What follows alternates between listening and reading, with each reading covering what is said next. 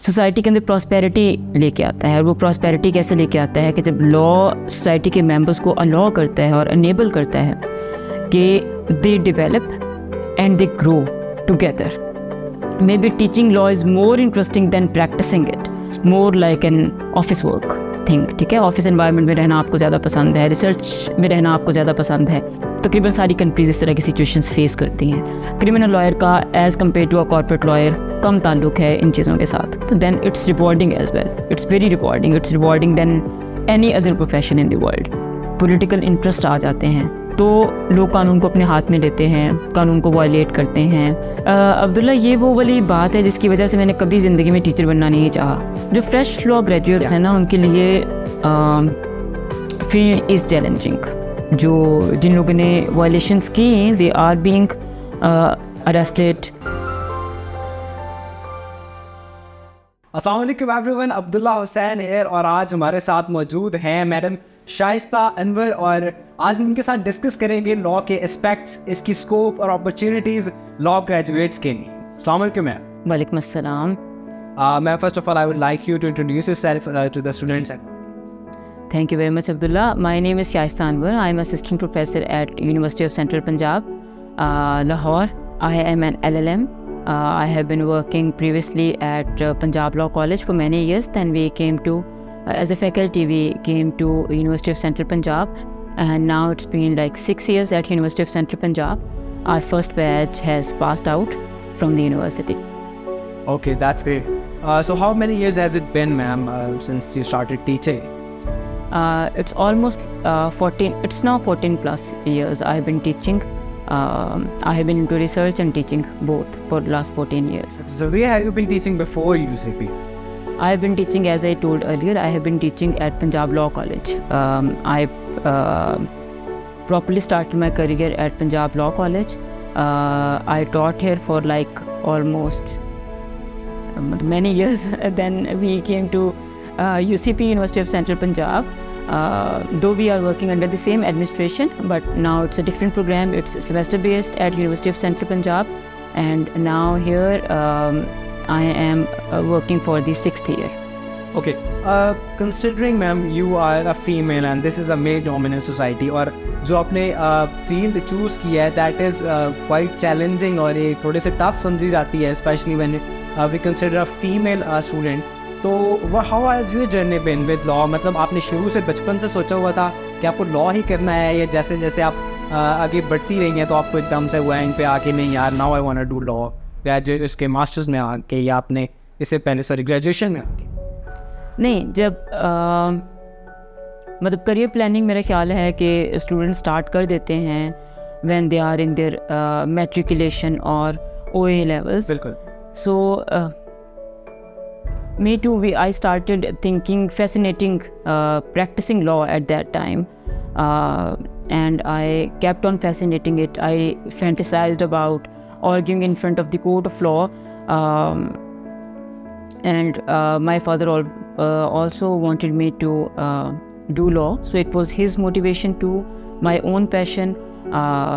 That's why I decided to do law. Normally ऐसा होता है कि आपकी फैमिली में या ख़ास तौर पर आपके पेरेंट्स में से कोई एक ऐसा होता है जिससे आप इंस्पिरेशन लेते हैं, मोटिवेशन लेते हैं कि यार हाँ इन्होंने किया है तो मुझे भी करना है? नहीं, मेरी फैमिली में तो there was no lawyer in my family. I am the first one.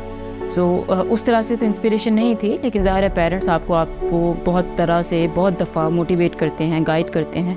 तो वो मोटिवेशन, वो गाइडेंस मुझे मेरे फादर से बहुत ज़्यादा मिली. I am just trying to understand the idea कि कहाँ से ये इंस्पिरेशन आपको आई कि लॉयर ही क्यों? मतलब नॉर्मली एक्सपेक्ट करते हैं कि लड़कियों को उससे भी शौक होता है कि जी मुझे तो डॉक्टर बनना है, मुझे मेडिकल में जाना है, मेडिसिन की किसी उसमें जाना है, फील्ड में जाना है. Why law? जैसे मैंने पहले भी कहा ना कि मैं बहुत फैंटेसाइज किया करती थी arguing in front of court of law. मतलब when your argument is being heard and you can win a case for someone, तो that was the thing which I always fantasized. Though I never ended up in practicing law, लेकिन that was the thing which I fantasized. इंसान बनने से एक passion, एक feel आ रही होती है कि this is I wanna do, so Exactly. that is how it all came out. Exactly. Okay, when You felt like you're good at arguing and you not only good at arguing, when you think that you are more analytical about the things which surround you, and you can think differently, you can come up with different opinions, you can come up with different arguments. So these are the things which made me fantasize law more than any other field. I never wanted to be a doctor. I never ever wanted to be a doctor. I always wanted to be a lawyer. So you basically had it in you on and off. Yes, exactly. That is. And I never wanted to be a teacher as well. that is just, yes, that's an irony. So I never wanted to be a teacher. I never fantasized teaching law until I was studying law at law school. I studied law from Pakistan College of Law. I was basically inspired by my teachers. So they were my inspiration, and that was the time when I felt that maybe teaching law is more interesting than practicing it. So that was the turning point in my career choice.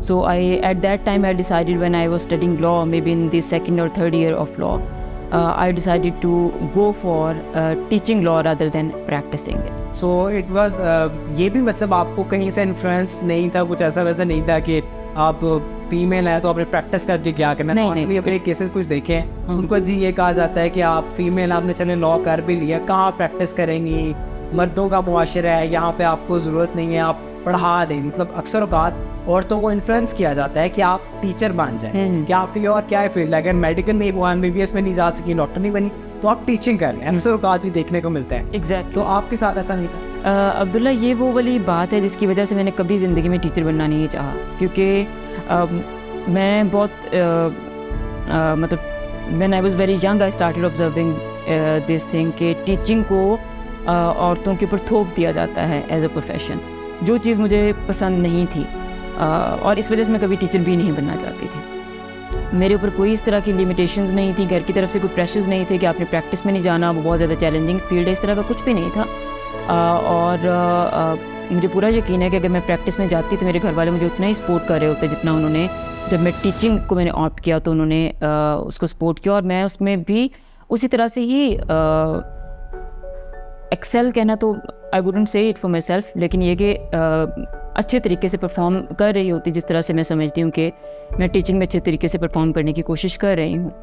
सो ये सिर्फ आपका अपना determination होता है कि आप चीज़ों को किस डिटर्मिनेशन के साथ, किस पैशन के साथ, ज़ील के साथ लेके चलते हो, और आप अपने लिए गोल सेट करते हो कि मैंने ये सक्सेस अपने करियर के अंदर अचीव करनी है।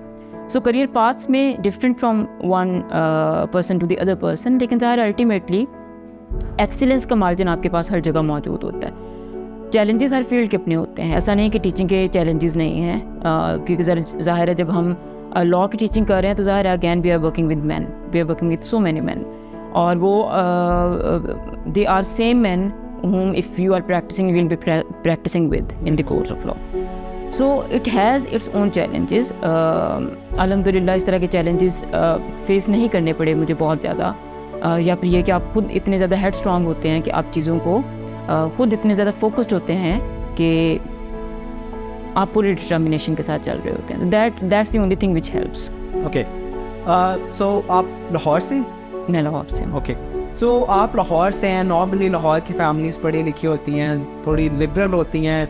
आप as compare to other rural areas, Faisalabad वाली साइड पे चले जाएँ, गुजरांवाले से आगे चले जाएँ, तो वो इलाके कुछ इस तरह के हैं जहाँ पे सोच लोगों की थोड़ी डिफरेंट है, माइंड सेट डिफरेंट है अपनी बेटियों को लेके और अपने बेटों को लेके। तो अगर आप क्या फील करती हैं कि अगर आप किसी ऐसी साइड से बिलोंग करती होती हैं, या एक ऐसी औरत जो वहाँ से आती, तो उसके लिए आप फील करती हैं कि जर्नी सेम होती, या उसको भी ऐसे ही सपोर्ट मिली होती लॉ पढ़ने के लिए first of all, and then would she have been encouraged to practise as well? मैं ये समझती हूँ कि ये जो थोड़ी सी तफरीक आ जाती है ना on the basis of gender, जो एक डिस्क्रिमिनेशन हमें नज़र आती है, ये थ्रू आउट द सोसाइटी मौजूद है, ये किसी न किसी लेवल पे आपको सोसाइटी के अंदर नज़र आ रही होती है।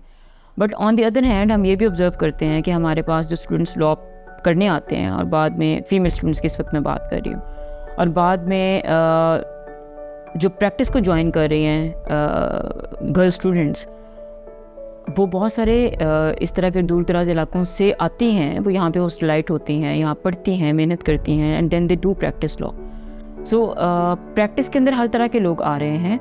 हाँ, बड़े शहरों में मौजूद होने का थोड़ा सा एज आपको होता है, थोड़ा सा कल्चरल डिफरेंस भी हो सकता है, लेकिन मेरा ये ख्याल है कि ये वेरिएशन मौजूद ज़रूर है, लेकिन ये बहुत ज़्यादा नहीं है। और वैसे भी चीज़ें बहुत ज़्यादा चेंज हो गई हैं, सोशल मीडिया अपना बहुत ज़्यादा रोल प्ले कर रहा है, सो उसकी वजह से थिंग्स आर नॉट चेंजिंग। आपको लगता है कि ये अब नहीं है? नहीं, ऐसा नहीं है कि ये अब नहीं है, लेकिन चीज़ें पहले से बहुत ज़्यादा बेहतर हैं। ये नहीं, आप इनडायरेक्टली कहना चाहती हैं कि अगर आपसे जब आपने अपनी ग्रेजुएशन की या मास्टर्स किया आज से 10-15 साल पहले, तो उस टाइम पे चीज़ें डिफरेंट थी आज के मुकाबले में?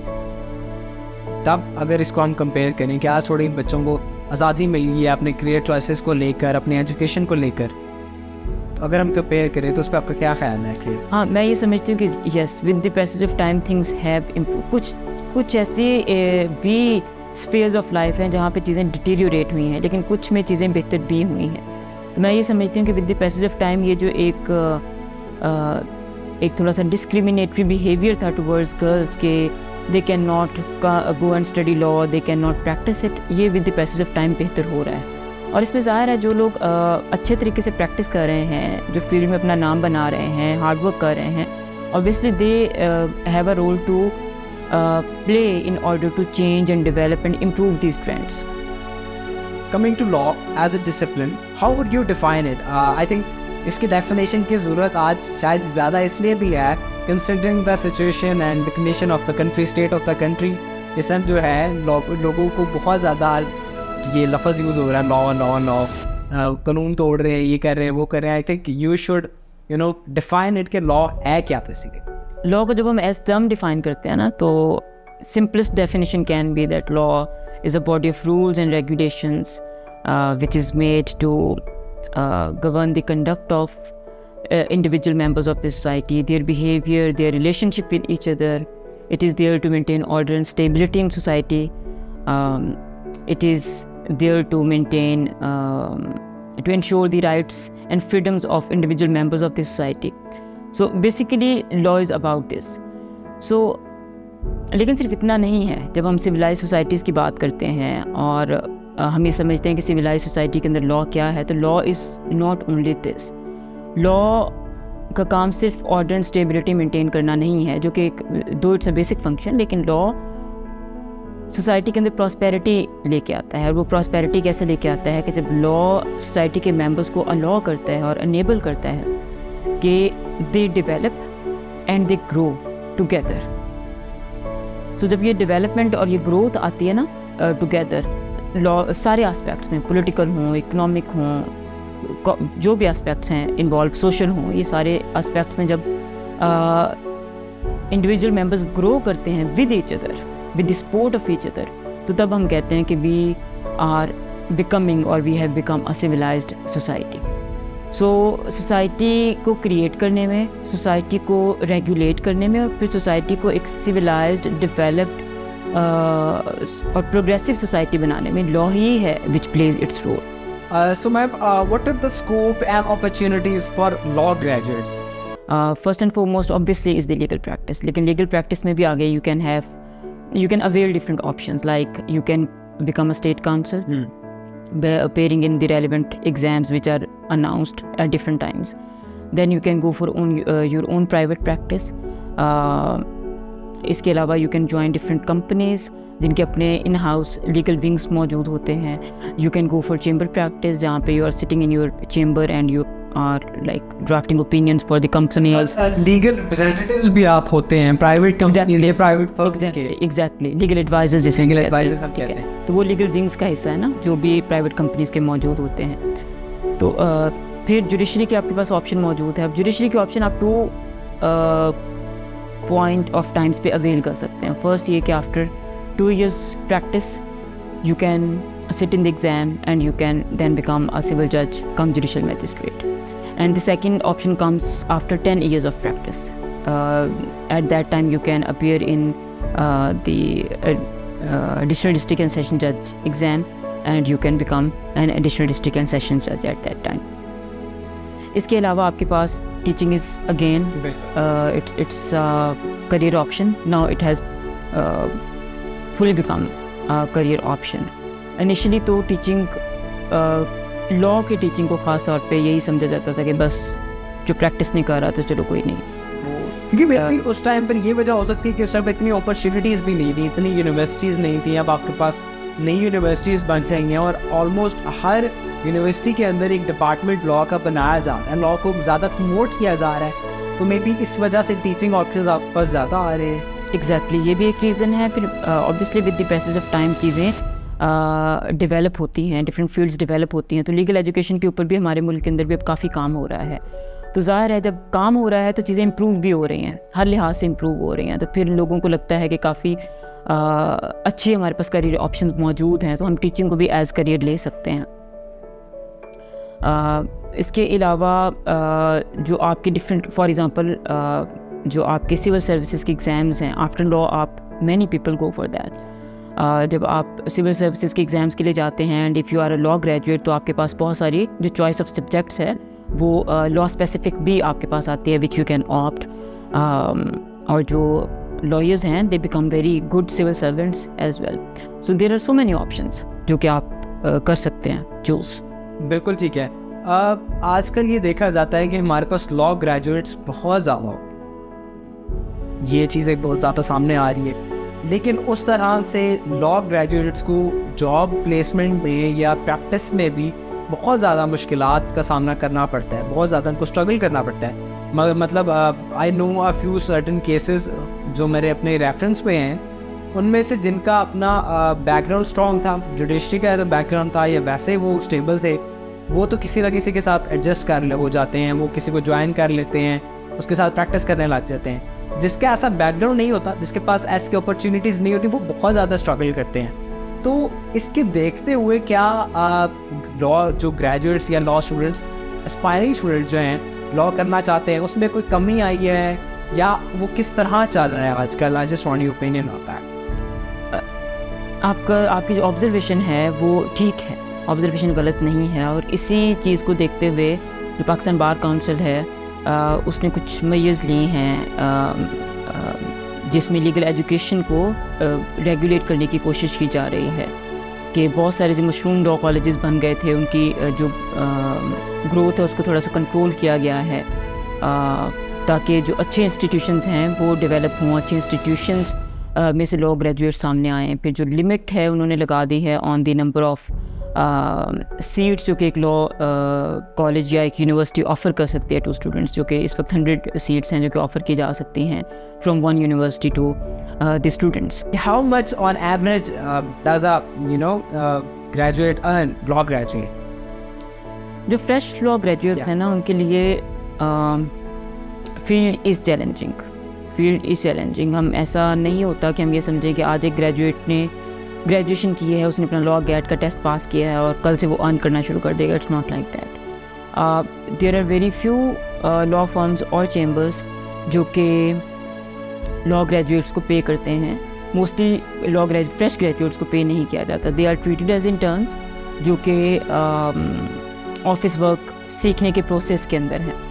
और ये टाइम पीरियड जो है ये फिर आहिस्ता आहिस्ता ख़त्म होना शुरू हो जाता है कि जहाँ पे फिर आप अर्न करना शुरू कर देते हैं. ये एकदम से नहीं होता, ये ग्रेजुअली होता है और ये थोड़ा थोड़ा करके स्टार्ट होता है कि जहाँ पे आप जिस जगह पे काम कर रहे हैं वहाँ पे आपने अपने हार्ड वर्क से, अपनी कॉम्पिटेंस से, अपनी सिंसेरिटी से अपनी एक जगह बना ली है और फिर आपके पास अपने केसेस आना शुरू हो जाते हैं. People then they start knowing you, they start referring you cases. और उस टाइम तक आप भी सारी जो ins and outs of practice हैं वो सीख चुके हैं. तो yes, initially the field is challenging for law graduates. इसमें कोई there is no doubt about it. लेकिन ये चैलेंजिंग जो फेज़ है ये फिर जब आप इससे थ्रू कर जाते हैं तो then it's rewarding as well. It's very rewarding. It's rewarding then any other profession in the world. So ma'am, अगर मैं आपसे दो कैटेगरीज पूछूं कि क्रिमिनल लॉ और कॉर्पोरेट लॉ, वैसे ओवरऑल कौन सा ज़्यादा रिवॉर्डिंग है फाइनेंशियली और पाकिस्तान में कौन सा ज़्यादा सक्सेसफुल है? Which one would you? अच्छा, इसमें अगेन वही वाली बात है कि जैसे हमने पहले बात की कि what interest you matters a lot, right.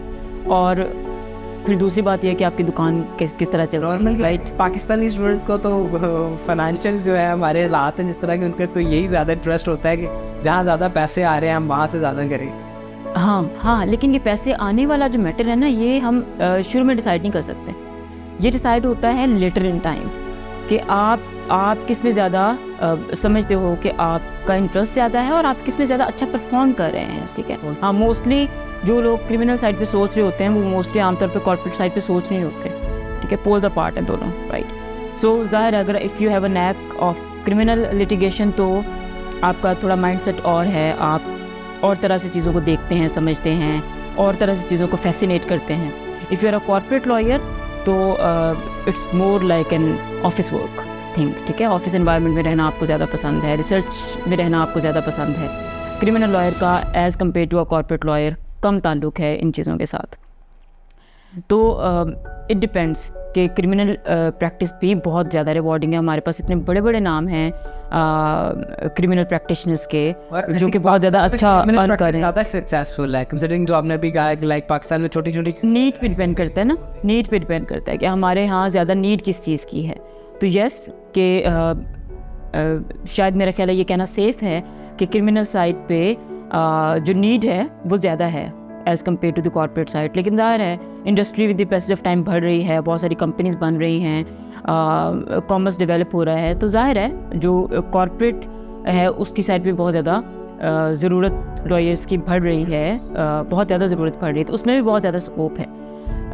तो ये तो डिपेंड करता है ना सारे के सारा कि डिमांड में क्या चीज़ है, ठीक है। तो बोथ आर इन डिमांड, ठीक है, इक्वली। लेकिन दोनों का जो काम का फ्लेवर है ना वो बिल्कुल एक दूसरे से डिफरेंट है, इन कंट्रास्ट है। ओके।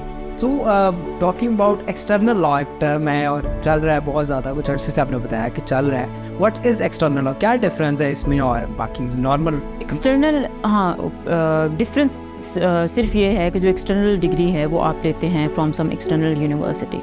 आप यहाँ पे रह रहे हैं पाकिस्तान के अंदर, यहाँ पे कोई इंस्टीट्यूशन जो है वो आपको ट्यूशन प्रोवाइड कर रहा है और आपको डिग्री जो है वो किसी बाहर की यूनिवर्सिटी के साथ वो एफिलिएटेड हैं, वो बाहर की यूनिवर्सिटी की डिग्री आपको प्रोवाइड कर रहे हैं। जैसे आमतौर पे हमारे स्टूडेंट्स जो एक्सटर्नल डिग्री लेते हैं वो लंदन यूनिवर्सिटी की लेते हैं, तो in that case they are studying here at some institute जो कि ट्यूशन प्रोवाइड कर रहा है, और वो एग्ज़ाम जो है वो विद लंदन यूनिवर्सिटी दे रहे हैं और degree ultimately they acquiring is of London university. वो लॉ पढ़ कौन सा रहे हैं? लंदन का, एग्जैक्टली। इंग्लिश लॉ पढ़ रहे हैं सारे का सब। इंग्लिश लॉ पढ़ रहे हैं। We are inspired of this system from English law. तो वो बहुत सारी चीज़ें मिलती जुलती भी हैं, लेकिन ज़ाहिर है जहाँ पे प्रोसीजरल लॉज की बात आ जाती है, बहुत सारे ऐसे laws which are specific to Pakistani society, तो वो तो ज़ाहिर है वो हमारे हैं। You need to know them, you need to understand them. अगर हम बात करें कि प्रोसीजर की खास तौर पे फॉर एग्जांपल CPC है, तो CPC इज़ 1908, वो हमारा अपना लॉ है, वो हमारा अपना प्रोसीजर है। तो उसको जब आप सिविल लिटिगेशन में हैं तो आपको उसको यूज़ करना है ना, उसको अप्लाई करना है, तो उसके लिए आपको उसको अंडरस्टैंड करना है जो अपने आप के अंदर एक समंदर है। So a little personal question from my side. आजकल हम खबरें देख रहे हैं नेट्स पे ना, यू नो होल रश पिछले 1 साल से जी बहाल हुए हुए पाकिस्तान के, और बहुत बुरे हालात है, पोलिटिकल कंडीशंस जो हैं बहुत वर्स हो चुकी हैं। तो इसमें एक टर्म यूज़ की जाती है बार बार दिखाया ये जाता है या बताया ये जाता है कि लॉ का मजाक बन रहा है, लॉ को कोई ओबे नहीं कर रहा, कोई उसमें वो नहीं है, उसके बिल्कुल ही मजाक बना दिया है, उसको कोई जो है सीरियस नहीं ले रहा लॉ को, और दिखाया ऐसे ज़्यादा बड़ा ही वीक है। और is it really that easy to you know disobey law? आप कह दे जी मैं इसको तोड़ दूँ, मैं ये कानून फॉलो करना चाहता तो नहीं करूँ, क्योंकि दिखाया ही जा रहा है कि हमारे मोस्ट ऑफ द पॉलिटिशियंस जो है वो यही कर रहे हैं। एक एग्जाम्पल सेट की जा रही है कि that is how easy it is you know to just not obey law. क्या कॉन्सिक्वेंसेज होते हैं कि अगर आप लॉ ब्रेक करते हैं, तो क्यों ये मजाक इस तरह इतना इसको लाइट क्यों लिया जा? पॉलिटिक्स इन्वॉल्व हो जाती है ना, और पॉलिटिकल इंटरेस्ट आ जाते हैं। अगर हम अपने डे टू डे लाइफ्स में देखें तो हम देखते हैं कि छोटी मोटी लॉ की ब्रीचेस जो हैं वो हम हर वक्त ही देखते हैं, कुछ और हम ना भी देखें तो वी आर ऑलवेज विटनेसिंग के जो रेड सिग्नल उसकी वायलेशन, ठीक है, दैट्स हैपनिंग। उसके लिए sometimes you are fine, sometimes you just escape it, right. So ये वाली जो सिचुएशन है जो रिसेंटली हमने देखी 2-3 weeks ago, it's not a routine situation, obviously. It's something extraordinary. It's something which is not taking place on daily basis. So इस तरह की situations जो हैं वो आती हैं, तकरीबन सारी कंट्रीज इस तरह की situations फेस करती हैं. हाँ, ऑब्वियसली अब इसमें हर जगह पे पॉलिटिकल कुछ ना कुछ चलता है, किसी न किसी टाइम पे हर कंट्री के अंदर कुछ ना कुछ पॉलिटिकल इस तरह के सिनेरियोज इमर्ज करते हैं कि जहाँ पे law and order situation disturb हो जाती है. तो ये एक एग्जांपल है कि जहाँ पे law and order situation disturb हो गई. अब वहाँ पे फिर हम कभी भी ज़ाहिर ह्यूमन बीइंग्स है ना, रिपोर्ट्स तो नहीं हैं जो कि मौजूद हैं, लोगों के इमोशंस होते हैं, 100 तरह की चीज़ें हैं जो कि उसके अंदर इन्वॉल्व हैं. तो लोग कानून को अपने हाथ में लेते हैं, कानून को वायलेट करते हैं. जिन लोगों के अपने इंटरेस्ट इन्वॉल्व हैं, मे बी वो उसको इंस्टिगेट कर रहे हैं या उसको प्रमोट कर रहे हैं, बढ़ावा दे रहे हैं, ये होता है. लेकिन जो लॉ एनफोर्समेंट एजेंसीज़ हैं उन्होंने हर सिचुएशन में एक तरह से रिएक्ट नहीं करना होता, ठीक है, क्योंकि again this is a political situation. So political situation में आपकी पॉलिटिकल कंसिडरेशंस हमेशा मौजूद रहती हैं. सो लॉ एनफोर्समेंट एजेंसीज़ को भी बहुत सारा वो पॉलिटिकल कंसिडरेशन सामने रखनी पड़ती हैं कि इस वक्त किस तरह से रिएक्ट करना है. तो अभी हम देख रहे हैं कि जो जिन लोगों ने वायलेशंस की, दे आर बीइंग अरेस्टेड. हाँ जी, they are being arrested and they will be held liable. So that's it. लेकिन that happens. Law and order situation इस तरह से इस लेवल तक डिस्टर्ब हो जाना ऑब्वियसली ये अच्छी बात नहीं है. हम में से कोई भी इस चीज़ को नहीं देखना चाहता, लेकिन इट हैपेंस इन सोसाइटीज़.